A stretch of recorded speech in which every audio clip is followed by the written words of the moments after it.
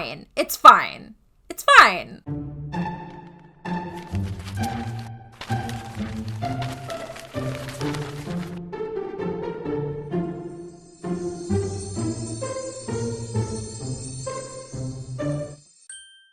Merry meet, my fellow bookish witches. Welcome to Witchy Reads, a place where we talk about books and other bookish things. If you were a teen in the early aughts, then you were fortunate enough to live through the height of the YA paranormal romance phenomenon. While there were some that came before, the real hype didn't start until Twilight. Yes, I am briefly mentioning Twilight again in a video, and I won't promise that this won't be the last time. When New Moon was published, the gauntlet had been thrown down. You were either Team Edward or Team Jacob, essentially choosing between a 104-year-old man in a 17-year-old's body or a 16-year-old werewolf. Reminder, Bella was 17 when she met Edward and was 18 in New Moon, if I remember correctly. So who should she end up with? I know Jacob is essentially a furry, but I mean, it would be weird if she ended up with the 104-year-old man, right?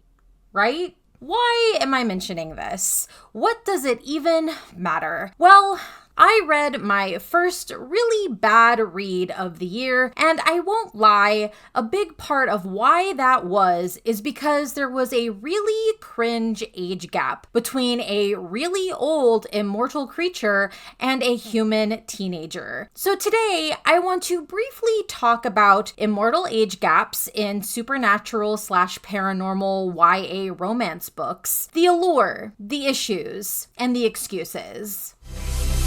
We used to be just like twins, so in sync.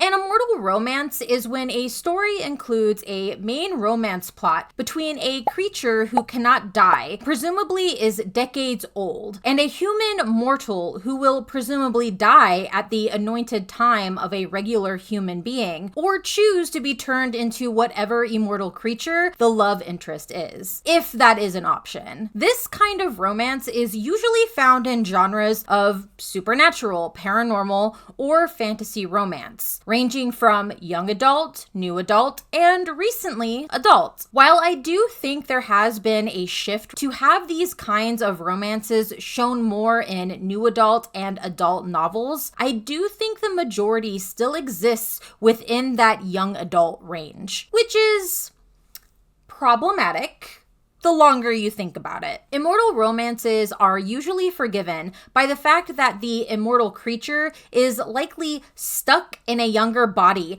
that appears closer to the age of the human they are stalking. For example, a 17-year-old looking vampire Edward Cullen pursuing an actual 17-year-old human Bella Swan. Edward is a 104-year-old vampire. He just looks 17. This is further exasperated in the story by having Bella become obsessed with aging past Edward. That is physically impossible. He will always be 87 years older than Bella. That is their age gap. It is also worth noting that Edward is not emotionally or mentally stunted at 17, which would have made this relationship more palatable. For me, at least. In fact, it is mentioned in the text that Edward has continued to college multiple times, 2 of which he went as far as earning a medical degree. Another good depiction of this, but from the opposite direction, is Claudia from Interview with a Vampire. Her entire mental breakdown is that she is a 70-year-old woman stuck in a 5-year-old's body. She has lived in the world as a vampire for 65 years,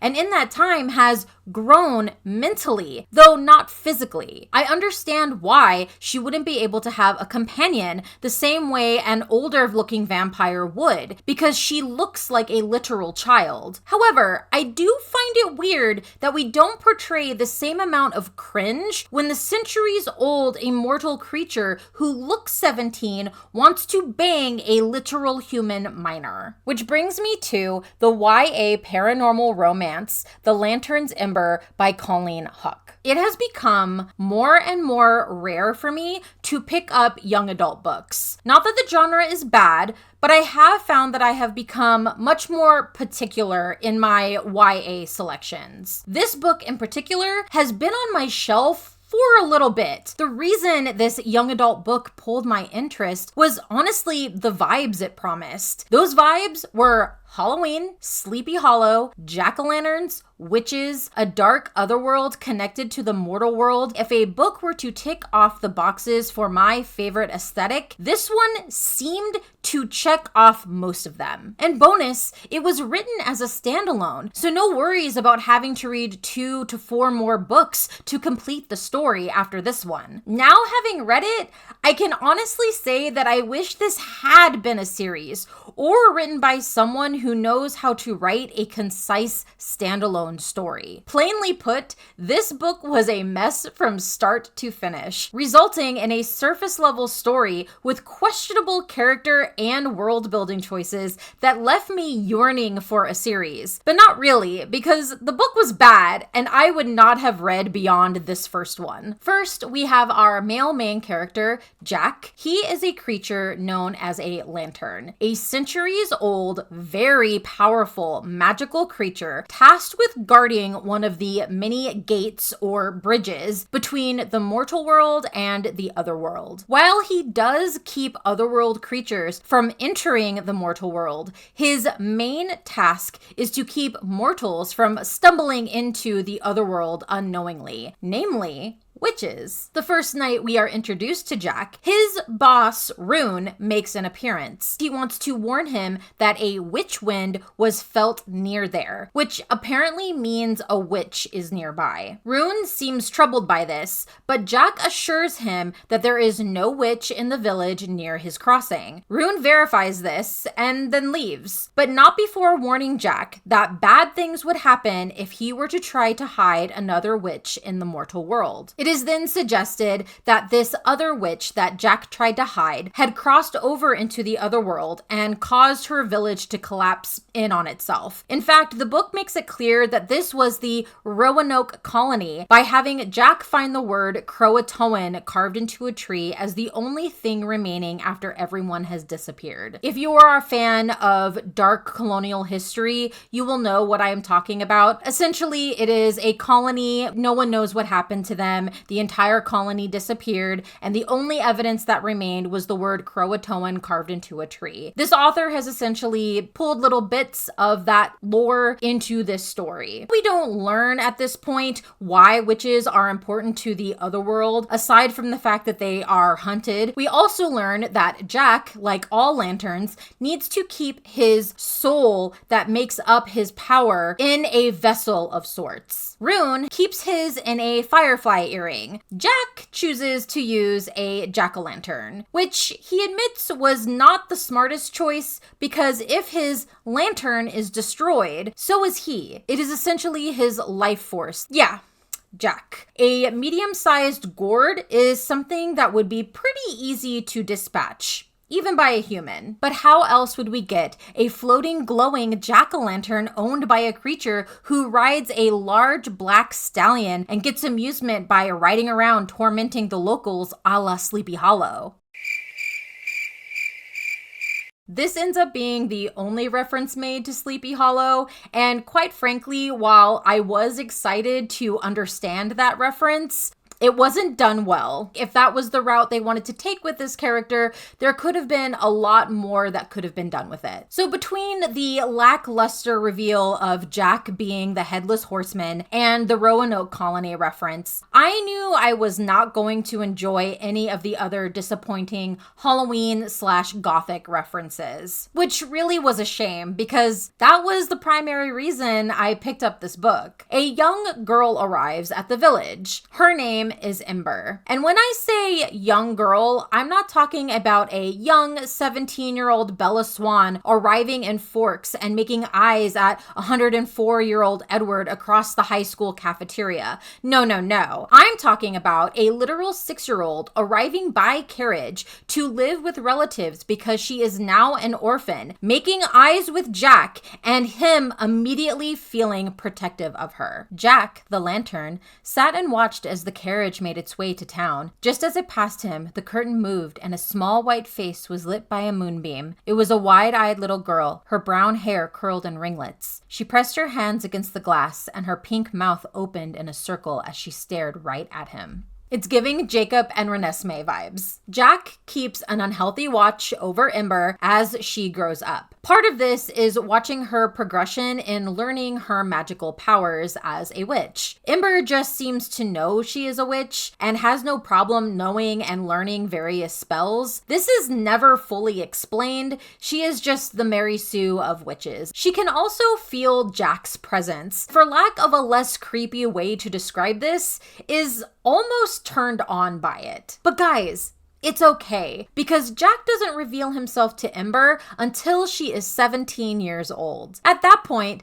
Ember wastes no time in unabashedly flirting with Jack and demanding that he take her to the other world. It is revealed through Ember's dialogue that she feels a strong pull to the other world, but it isn't fully explained until the very end of the book. And I feel it could have been utilized better to not have Ember come off as such an airhead. It just comes off as she's this pretentious, unconcerned, spoiled teenager who is not taking the danger of what she is asking seriously. There's so much I want to see and do. I'm practically bursting with the tension of it. Jack worked the muscles in his jaw. Ember, as a character, definitely suffers from the teenage, I know everything because I'm an adult now attitude. I'm 16 years old. I'm not a child. When Jack refuses to take her to the other world because he knows the danger that lurks there, she hitches a ride on the next immortal creature who hits on her. A vampire. Of course it's a vampire. Deverell is his name, and he immediately wants to wed and bed this 17-year-old witch, despite the fact that he is there to kidnap her for the High Witch, who is the wife of the Lord of the Otherworld. This is Ember's other love interest, I guess. The only good thing I can say about him is at least he met Ember at 17 instead of falling for her when she was 6 years old. I do not like the character of Deverell at all. It is implied when he sucks her blood, it is for him because witch's blood is much more powerful, more potent for vampires. And vampire bites put the victim under their spell, letting vampires control them. He hopes to do this in order to make her love him and marry him. Nope, nope, nope. Stop talking. Go to jail. This just screams child bride vibes. Is it just me?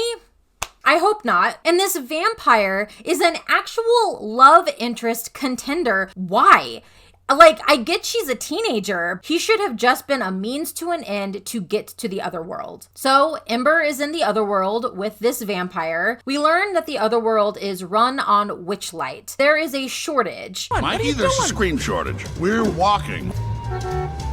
This is why witches are hunted in the other world. If they are caught, their witchlight can be stolen. Ultimately, they are killed and not used to harness their witchlight because they are all so much weaker than the High Witch, who we learn is hooked up to like an all-purpose generator to power the entirety of the other world. She was bamboozled by her evil husband, who is now the Lord of the other world. This plot point was very confusing and poorly constructed, which really killed the world building for me. To dampen Ember's witchlight, there are a few options. She can drink a tea concoction or allow Deverell to drink her blood. She immediately opts for the latter because Deverell says that he doesn't have any witch dampening tea on hand, which seems weird because he knew he was sent to kidnap a witch and didn't want to get caught when he brought her back to the other world. That's suspicious.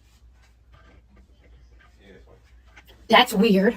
It doesn't make logical sense that he wouldn't have this tea immediately on hand to dampen her power. The excuse he also gives is that he wasn't anticipating Ember having so much power. I say if the High Witch specifically asks you to kidnap a specific witch, I would assume that that witch is hella powerful. It just seems like poor planning on his part or bad plot convenience on the author's part. Deverell drinks Ember's blood. He feels some kind of way about it that is gross, and she manages to not fall under his vampire allure. It's the next big hint that she's not like other witches. This makes Deverell more wedding horny for her, among other things. Deverell then takes Ember to a skyship port to board a skyship that is captained by his sister, the vampire pirate missing a fang and in love with a traitor werewolf. I know I just said a lot of words to describe this character. There is not enough character development with her or the werewolf love interest. What little information we do get is shoehorned in and not written well. Side note, this pirate vampire also had a bodyguard character, who was basically a Frankenstein's monster reference. Now the characters are on this skyship, and I couldn't help but feel Houck at some point had read Stardust by Neil Gaiman, read how awesome the lightning pirate sequence was, and thought, I bet I can do that. Sorry, but no, you cannot. This sequence was not as fun as it could have been. It was very poorly reimagined. Meanwhile, Jack is desperately searching for Ember. He knows she is in the other world,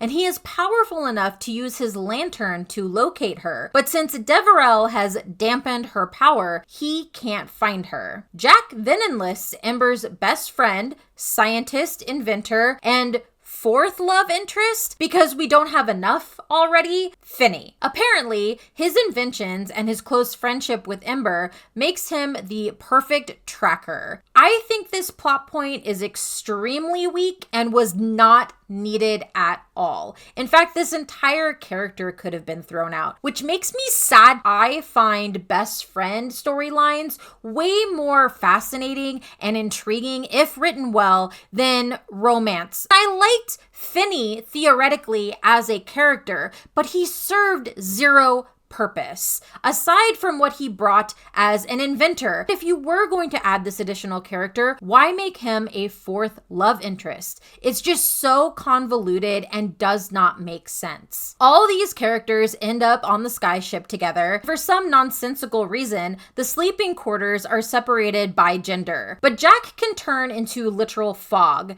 so he goes to talk to Ember in her bedchamber to convince her to return to the mortal world. If you assume that because he is going to her bedroom that things are about to get steamy, you would be correct, but it's only as steamy as far as a very mild YA book will allow.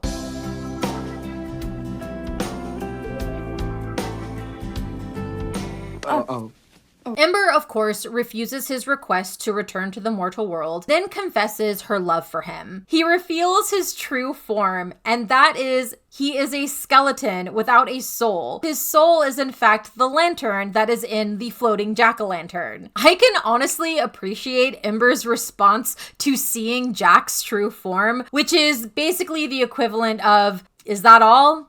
Is that really the only reason you don't want to be with me?" I'm sure this was meant to be a sweet moment between the characters. I ended up audibly laughing at how dramatic Jack was and how just blasé Ember was. You're beautiful. Beautiful. This is the skin of a killer. Lest we forget though, at this point in the story, we have now learned that Jack is probably close to 1,000+ years old. He's actually unsure because he can't remember when he was turned into a lantern. I know the description on the back of the book says that he is about 500. The text suggests otherwise. Ember is actually 17. Whomst amongst us hasn't dreamed of being a magical immortal creature's one true love?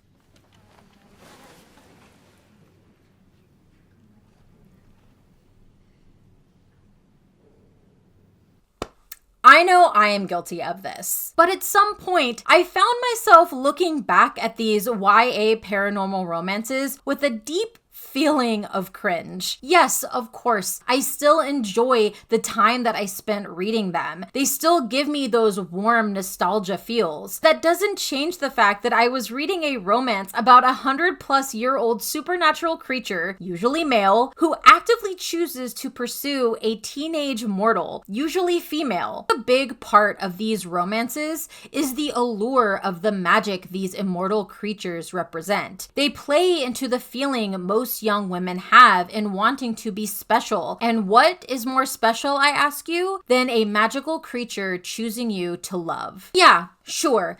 The age gap of an immortal creature and a human is something that is easy to latch onto when you don't want to talk about the other issue with these kinds of relationships, the power imbalance. It wouldn't really matter if Edward had just turned into a vampire. Bella would still have zero power in that relationship as a weak human. There are many examples where we even see Edward use that power to control Bella to what he wants, making their relationship even more unsettling. The big question you have to ask yourself as a reader of this genre is, do you think immortal age gaps or power imbalance in fictional relationships are really that deep? For me, it depends. I know I keep picking on Twilight. I actually am a nostalgic fan of the books, and like the movies in a they're so bad, they're good kind of way. I really don't have a problem with Edward and Bella's age gap, mainly because it's really only specifically mentioned once, and they don't really harp on that fact too often. The rest of the time, it's about how Edward will technically be younger looking than Bella. Therefore, in her teen girl mind, that makes her uggo. I keep aging and you stay the same. I'm 18 now. I'm practically a cougar. I would be remiss to not also mention my favorite YA paranormal romance from when I was a preteen. The House Next Door portrays a relationship between a 100-year-old ghost, Daniel, and a 17-year-old human, Emma. Ghosts are not the same as vampires. Shocking hot take, I know. Immortality works different for ghosts than it does for vampires or other similar creatures. Hear me out. The reason I say this is because ghosts usually are echoes of the past. They are truly frozen in time, the time they died or suffered something traumatic in their life, much like Daniel did. Daniel, as a ghost, is physically and mentally stuck at the age of 17. There is no age gap. At least, I don't see it that way. Daniel, as a ghost, has been stuck in his haunted house. He knows nothing of the modern world, unlike other immortals who get to experience, learn, and grow in the modern world. I feel like I'm rambling at this point. Does any of this make sense to anyone else? Getting back to Jack, he just decides to accept Ember's love instead of being the adult and 1,000-year-old creature in this situation and shutting that down. There is no time to act on their feelings because they enter a ghost storm, weather events that are drawn to witchlight. So since Ember is on board, this storm gets pretty bad pretty quickly. We are told again just how special and chosen onesie Ember is. She dispatches the ghosts very easily, and it's over really before it begins. Before they can think that they are safe, they are attacked by agents of the Lord of the Otherworld, which includes Deverell's sister's traitor werewolf lover. The final main character group, including Ember, Jack, Finney, Deverell's sister, her werewolf lover, Frankenstein's monster, and a couple of red shirt crew members have to flee the skyship into an attached submarine. They manage to navigate what are supposedly extremely dangerous waters. It was mentioned in the text a couple of times that there are monstrous creatures. It's implied that there are openings within this ocean that leak big creatures out into the mortal world. This was meant to be some kind of Loch Ness monster reference. They never once encounter a dangerous creature. I have to wonder, why mention the dangers of the water and not do anything with that? My assumption is this story already has way too many things going on, and the author just didn't have the space or time to include any oceanic danger. I'm okay with that because I really don't think having an additional scene where the submarine is attacked by a creature would have added anything to this story. Instead of heading to the High Witch of the Otherworld, they end up on an island where a mad scientist lives who immediately gives off I'm up to no good vibes. But no one else seems to really notice or care. Deverell tries to force himself on Ember. It is as disgusting as you are imagining. When Ember shuts his advances down, she tells him it's because she has chosen Jack, because she has known him since she was a child. Ember frowned. That's not the Jack I know. He could have turned me in and he didn't. He watched over me all those years and never said a word. Dev rubbed his jaw. Yes, well, it's easy to understand why he would keep the knowledge of you to himself. I'm sure you were lovely, even as a child. No! The scream I scrumped as I flung this book away from me at that dialogue. Disgusting! The scientist reveals himself to be chaotic evil. Maybe. He has created a machine that would essentially cut off the otherworld from the mortal world for reasons. The only character he imprisons within this ragtag group of characters is Deverell's sister, who remains out of commission the remainder of the story because she is trapped inside of a magical painting. Why he signaled her out, I do not understand, especially considering her lover is a very powerful werewolf. If you're going to capture one, might as well have captured both. All you're doing is pissing off the werewolf. There is way too much going on in this story, especially in the third act. This scientist who has threatened them and told them his plan allows Ember and Finney to just wander around his laboratory creating more witch potion weapons. Yeah, I forgot to mention that one of Finney's purposes as an inventor is that he is taking Ember's spells and encasing them into essentially bullets that she can then shoot with a magic gun. I hadn't mentioned it before. Prior to this moment, these weapons were basically useless. So yeah, this evil scientist threatens these characters, imprisons one of them, explains his evil plot, but still allows the witch and inventor to run rampant in his lab and create weapons of their own, ostensibly to use against him. The mad scientist also has his own bodyguard, which is essentially an invisible man who uses some kind of lotion/cream to reveal himself. Once you're invisible, it's bloody hard to turn back. While I do think this is just a general reference to the story, The Invisible Man, I think this particular narrative device is directly pulled from that film. This author is trying so hard to include all these dark Halloween, gothic, pop culture aesthetics. Which, yes, this is why I picked up this book initially, but it's too much and it doesn't serve any purpose to the narrative. One of the things that Ember creates is witch brooms that can fly as an escape option. I found it extremely funny that Ember, though she knows how to use all the spells, didn't really need any formal training to be a witch. She has no idea what a witch hat is or what a witch broom is. It literally is treated as if she has created something brand spanking new. It's also revealed in between these scenes that the mad scientist really wants Finney as an apprentice, which maybe could explain the lacks of security, but it's still a weird villain choice. The mad scientist was really more of a red herring villain, which honestly wasn't hard to decipher because throughout the entirety of the book, we, the reader, have been told the Lord of the Otherworld is a very bad guy. All of a sudden, we are in the climax. The scientist is trying to initiate his machine that will separate the worlds, but it's not working because shocker, the people who he threatened aren't keen on helping him, and he only imprisoned one of them. The Lord of the Otherworld is here with his abused, imprisoned wife, the High Witch. It's not really clear if he's like super opposed to what the mad scientist is doing. It just seems he doesn't like the mad scientist in general, because the big twist reveal is Ember is the daughter of the High Witch. But who is her father? Surely it's not the Lord of the Otherworld. And you would be right. right, because it is the mad scientist. If you guessed that years ago they had some sort of star-crossed lovers situation that was torn apart by the Lord of the Otherworld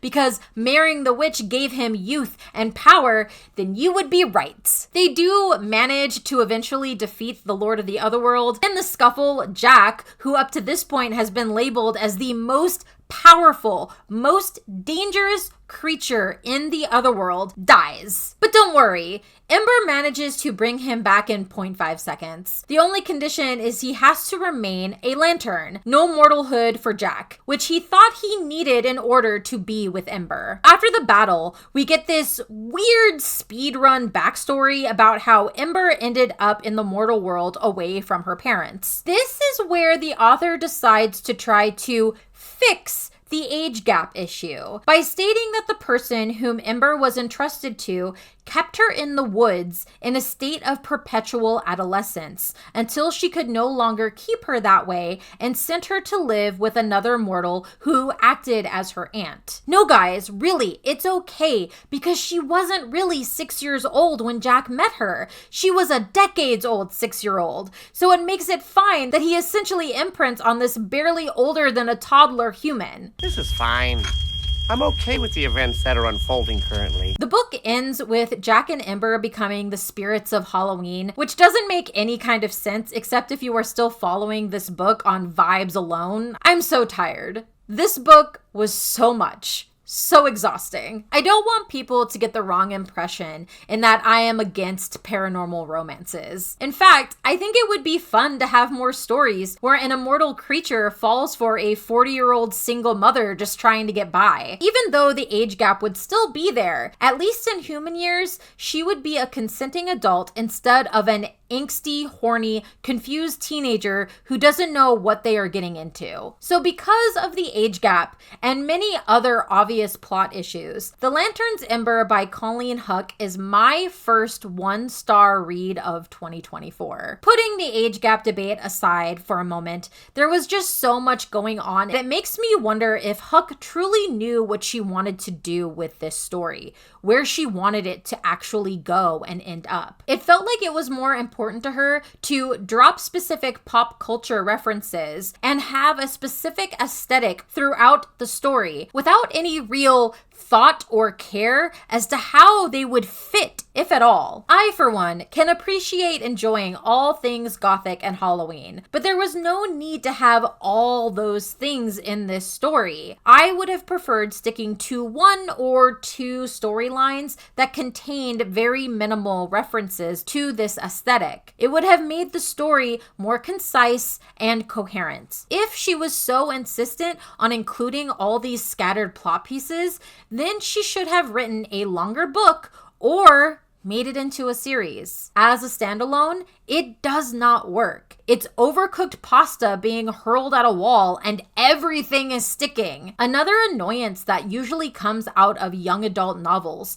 is the main character acting their age. That is one thing that doesn't bother me. There is a difference between being young and naive and being young and idiotic. Not only is Ember the latter, she is also a Mary Sue in every way, which makes it all the more frustrating. I know Mary Sues are more common in the YA genre, but I had hoped that we were slowly moving past that to more realistic women main characters. It's okay for the woman main character to have flaws, to make wrong decisions, which Ember makes plenty of, and experience consequences to those wrong decisions, which Ember never experiences. Because of this, and the fact it is a standalone, I wasn't really worried about how the story would end. It was fairly obvious that it was going to be a happy ending, and if you thought there were a lot of Halloween references throughout the book, it's like a tidal wave coming at you during that last chapter. All the remaining Halloween and Gothic references that Houck wanted to employ are shoehorned into the last few pages, and it is as clumsily done as you would expect. As a witch who enjoys everything Halloween, I got a little thrill when I read it, but without a plot reason, it immediately falls flat. I would have preferred not having these references versus having them serve no purpose besides having the reader go, oh, that was my literal reaction when it was revealed that Jack and Ember are essentially the spirits of Halloween. Witch and jack-o'-lantern. I am not okay with this Sam slander.